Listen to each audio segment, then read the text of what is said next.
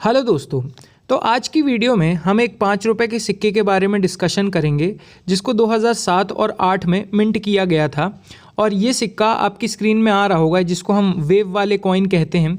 Actually में ये connectivity and information technology की थीम पे सिक्का आया था। तो इसमें एक रेयर म्यूल सिक्का आता है जिसको एक ऑक्शन में 5,000 रुपये की कीमत में बेचा भी गया है। तो मैं उस ऑक्शन का आपको पूरा प्रूफ भी दिखाऊंगा। तो आइए वीडियो को शुरू करते हैं बिना समय गंवाए। सबसे पहले जैसा कि हर बार हम डिस्कस करते हैं एक बेसिक इन्फॉर्मेशन इस सिक्के के बारे में। इस सिक्के को 2007 से लेके 8 के बीच में मिंट किया गया था। सिर्फ 2 ही साल मिंट किया गया था।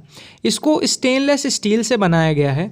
इसका वजन 6 ग्राम है। इसका जो डायमीटर है वो 23 mm है और जो मोटाई है वो लगभग 2.1 mm के आसपास है और जो इसका शेप है वो गोल है। इस सिक्के को सिर्फ 3 मिंट से ढाला गया था। सबसे पहली है हैदराबाद मिंट, दूसरी है कलकत्ता मिंट और तीसरी है मुंबई मिंट। और 2007 और 2008 दोनों ही साल में सिर्फ इन्हीं तीनों मिंट से आए थे ये सिक्के। नोएडा मिंट से ये सिक्का मिंट नहीं हुआ है। तो ये इंपॉर्टेंट पॉइंट है, इसको याद रखिएगा। अब सिक्के का जो ऑब्वर्स साइड है और रिवर्स साइड है उसको भी देख लेते हैं। सबसे पहले ऑब्वर्स साइड की बात करते हैं तो सबसे ऊपर हिंदी में भारत और इंग्लिश में इंडिया लिखा हुआ है। उसके बाद अशोकन लायन कैपिटल बना हुआ है। उसके नीचे सत्यमेव जयते लिखा हुआ है। फिर मिंटिंग ईयर लिखा हुआ है और जस्ट उसके नीचे मिंट मार्क बना हुआ है कि किस मिंट से इस सिक्के को ढाला गया है। इसके रिवर्स साइड में हम जाते हैं तो ऊपर रुपए और रुपीज़ लिखा हुआ है। उसके जस्ट नीचे डिजिट 5 लिखा हुआ है और उसके जस्ट नीचे वेव की डिज़ाइंस बने हुए हैं। तो ये बेसिक डिटेल हो गई सिक्के के ऑब्वर्स साइड की और रिवर्स साइड की। अब हमको बात करना है कि ये जो तीनों मिंट से सिक्के आए हैं 2007 में और 2008 में, इनकी कीमत क्या है। तो वो जो रेयर वाला सिक्का है वो मैं अभी आगे डिस्कस करूँगा। सबसे पहले इन तीनों मिंट के जो सिक्के हैं इनकी देख लेते हैं कि कीमत क्या है अभी मार्केट वैल्यू।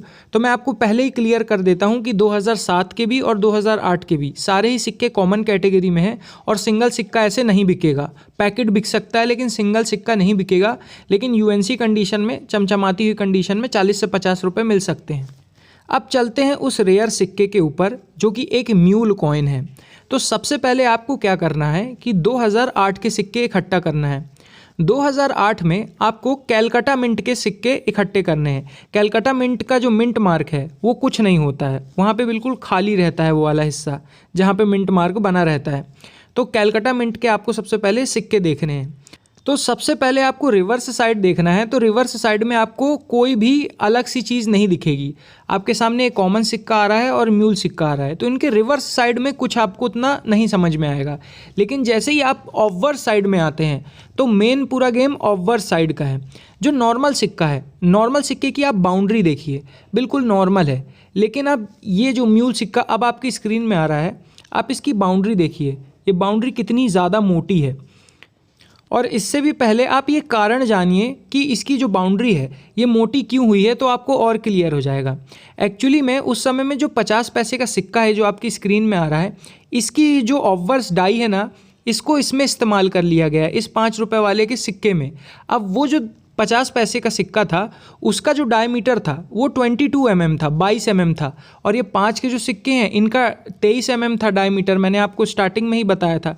तो ये जो 1 mm है ना, ये एक्स्ट्रा हो गया है। तो ये 1 mm आपको इस 5 रुपये के सिक्के में ये मोटा सा जो बाउंड्री में दिख रहा है ना, ये 1 mm के कारण है, जो 1 mm एक्स्ट्रा है।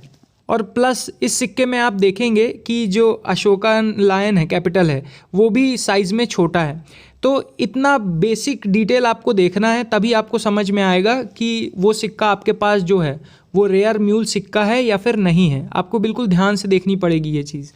तो ये चीज़ आपको, आई होप आपको समझ में आ गया होगा कि म्यूल सिक्का कैसा दिखता है।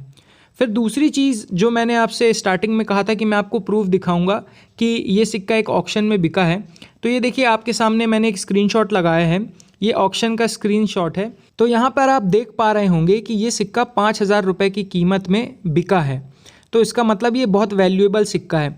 और मैंने आपको जैसे प्रीवियस वीडियोस में बताया था ना कि एक सिक्के की जो वैल्यू है कैसे डिसाइड होती है, उसमें आप ये पॉइंट भी जोड़ सकते हैं। जब कोई सिक्का ऑक्शन में बिक जाता है ना, तो एक वो बेस प्राइस बन जाता है कि हाँ उस समय ये 5,000 का बिका था, तो इससे इसकी कीमत हर साल फिर बढ़ती रहती है सिक्के की। तो उस हिसाब से सिक्के की वैल्यू भी डिसाइड होती रहती है। अभी के समय तो ये सिक्का और महंगा हो गया होगा, ये पहले कुछ समय पहले बिका, तो अब तो इसकी वैल्यू काफ़ी ज़्यादा बढ़ गई होगी, 7,000 8,000, वो डिपेंड करता है बायर और सेलर पे।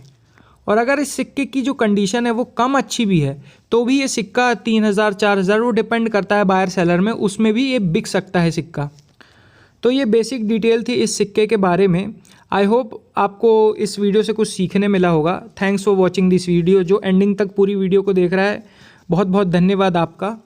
और हाँ, आने वाली वीडियोस में जो 2025 के 5 रुपये के और 20 रुपये के जो सिक्के अभी आए हैं आज़ादी के अमृत महोत्सव वाले, मैंने कितने में ख़रीदे हैं, मैंने उनको मंगवाया है, तो मैं वो चीज़ें भी आपको दिखाऊंगा। तो चैनल पे अगर आप नए हो तो चैनल को सब्सक्राइब कर देना, वीडियो को लाइक कर देना, और आप अपने फैमिली मेम्बर्स के साथ वीडियो को शेयर भी कर सकते हैं।